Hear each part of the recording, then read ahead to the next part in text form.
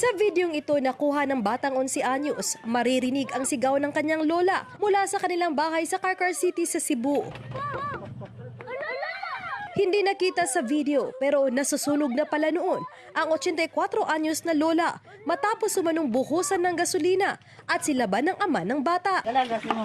Bago ang insidenteng yan, makikita pa ang biktima na naglalaba habang kinakausap ng sospek. Hinahanap ng sospek ang asawa niyang hindi na umuwi sa kanilang bahay sa Minglanilla, Cebu noon pang December 16.